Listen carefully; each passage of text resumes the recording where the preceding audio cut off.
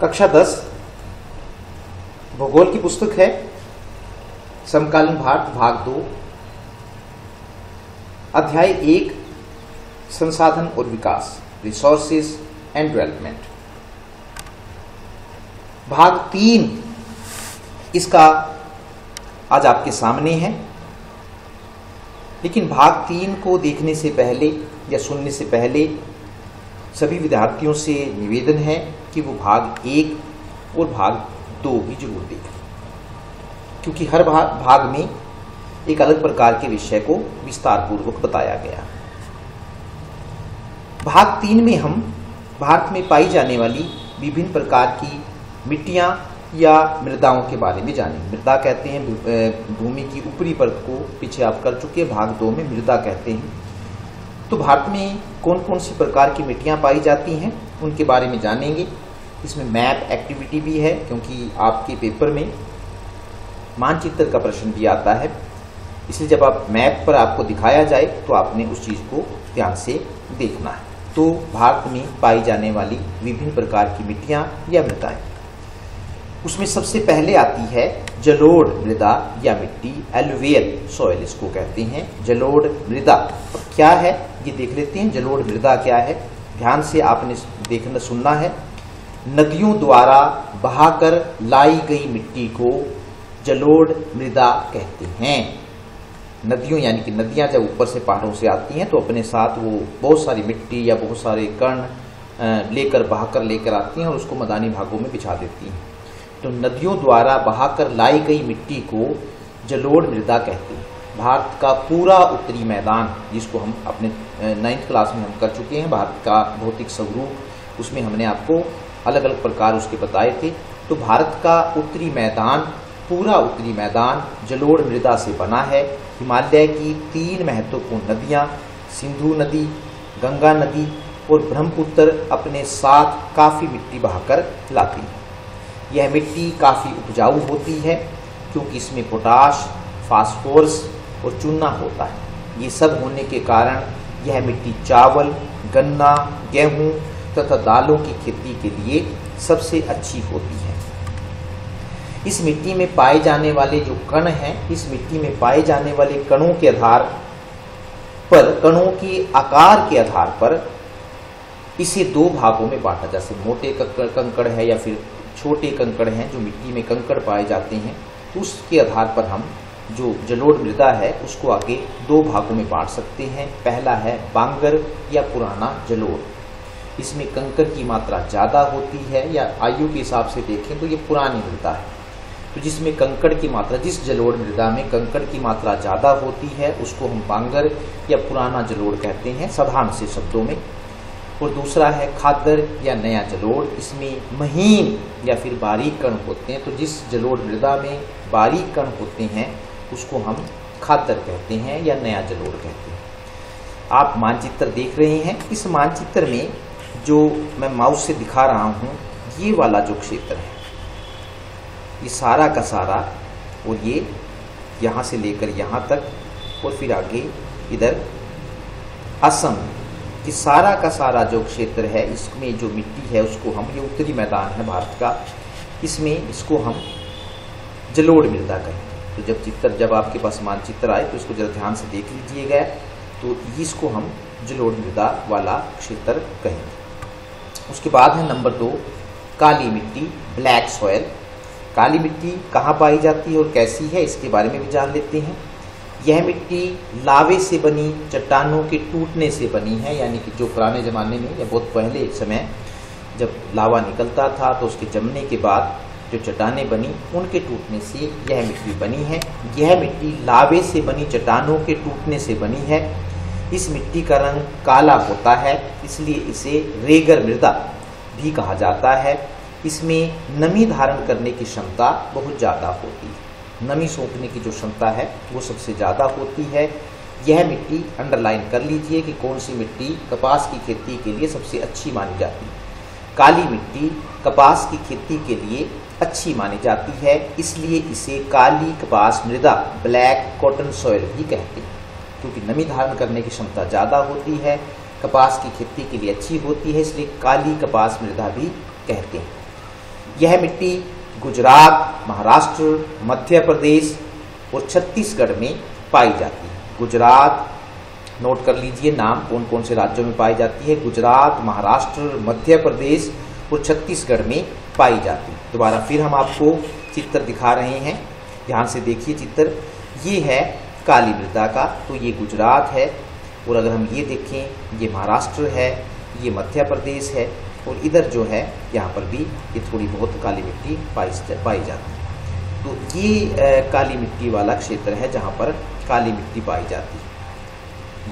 ये ऊपर वाला देख रहे हैं, ये जलोढ़ मृदा वाला था, और ये गुजरात का ये वाला हिस्सा है, महाराष्ट्र है, और इधर मध्य प्रदेश है, यहाँ पर काली मिट्टी पाई जाती है। तीसरा है लाल मिट्टी, रेड सॉयल। लौह पदार्थ की अधिकता, क्योंकि लोहे की मात्रा ज्यादा होती है, लौह पदार्थ की अधिकता के कारण इस मिट्टी का रंग लाल होता है। यह मिट्टी ज्वार और बाजरे की खेती के लिए, कौन सी फसल के लिए लाल मिट्टी सबसे ज्यादा बढ़िया होती है, तो यह मिट्टी ज्वार और बाजरे की खेती के लिए अच्छी होती है। यह मिट्टी किन किन राज्यों में पाई जाती है? कर्नाटक, आंध्र प्रदेश और उड़ीसा में पाई जाती है। कर्नाटक, आंध्र प्रदेश और उड़ीसा में लाल मिट्टी पाई जाती है। दोबारा फिर मानचित्र को देख लेते हैं। अब आ गया लाल मिट्टी वाला, ये वाला क्षेत्र है। ये अगर आप देख रहे हैं, ये कर्नाटक है, अगर ये देखा जाए तो इधर तमिलनाडु भी है, और ये उड़ीसा वाला क्षेत्र है, आंध्र प्रदेश भी।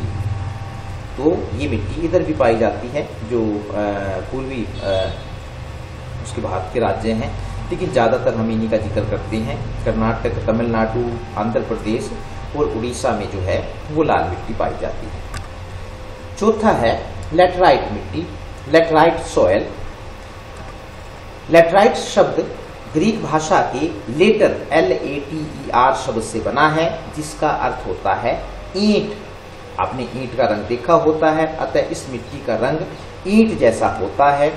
इस मिट्टी में एल्यूमिनियम और लोहे की मात्रा ज्यादा होती है। कौन सी मिट्टी में एल्यूमिनियम और लोहे की मात्रा ज्यादा होती है? लेटराइट मिट्टी। तो एल्यूमिनियम और लोहे की मात्रा ज्यादा होती है, इसलिए यह मिट्टी कम उपजाऊ होती है, लेकिन फिर भी यह मिट्टी काजू की खेती के लिए अधिक उपयोगी होती होगी। फिर दोबारा आपने ध्यान रखना है कि कौन सी मिट्टी काजू की खेती के लिए अधिक उपयोगी होती है। यह मिट्टी कर्नाटक राज्य, नोट कर लीजिए कहाँ पर लेटराइट मिट्टी पाई जाती है। यह मिट्टी कर्नाटक, केरल, तमिलनाडु, आंध्र प्रदेश में, कर्नाटक, केरल, तमिलनाडु, आंध्र प्रदेश में पाई जाती है। मानचित्र पर भी देख लेते हैं। अब बात आ गई लेटराइट मिट्टी की, तो ये छोटी सी जो पट्टी आप देख रहे हैं, ये वाली है केरल, कर्नाटक, और उसके बाद फिर ये आंध्र प्रदेश। ये छोटा जो बिल्कुल इसके पास वाला इलाका है, समुद्री तटीय रेखा के पास वाला है, वो खासकर लेटराइट मिट्टी के लिए जाना जाता है। ये वाला आप देख रहे हैं, तो ये लेटराइट मिट्टी है। कर्नाटक, केरल, आंध्र प्रदेश, ये सारे में लेटराइट मिट्टी पाई जाती है। पांचवा है मरुस्थलीय मिट्टी, एरिड सॉइल इसको कहते हैं, नाम से ही पता लग रहा है मरुस्थल में ही पाई जाएगी। तो मरुस्थलीय मिट्टी, यह इस मिट्टी में रेत के कणों की मात्रा ज्यादा होती है तथा अधिक तापमान होने के कारण नमी की मात्रा कम होती है। नमी नहीं होती है, रेत के कण होते हैं, इसलिए इसमें नमी धारण करने की मात्रा कम होती है। इस मिट्टी का रंग लाल और भूरा होता है। यह मिट्टी राजस्थान और पश्चिमी हरियाणा में पाई जाती है। मानचित्र पर देख लेते हैं। अब बात आ रही है कौन सी मिट्टी की?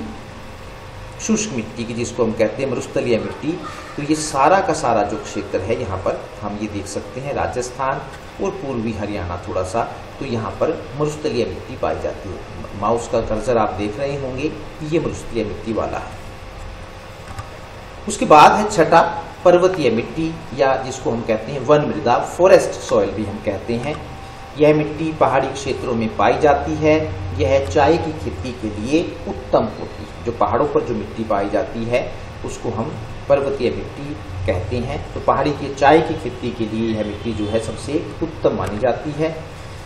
उसके बाद है अगला विषय आता है मृदा अपरदन, सॉइल इरोजन कहते हैं इसको, और उसका संरक्षण। तो पहले तो यह जानना जरूरी है कि मृदा अपरदन क्या है?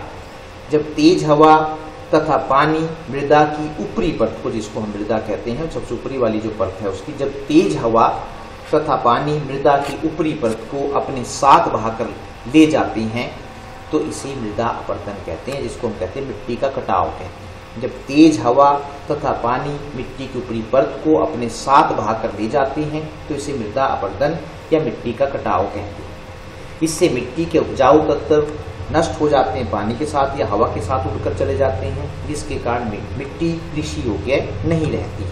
ये आप देख रहे हैं चित्र में किस तरह से पानी के साथ जो है मिट्टी वो बहकर चली गई है और उसके जो पोषक तत्व हैं वो पानी के साथ बहकर चली जाती है। इसके बाद जो मिट्टी बचती है वो उपजाऊ नहीं रहती।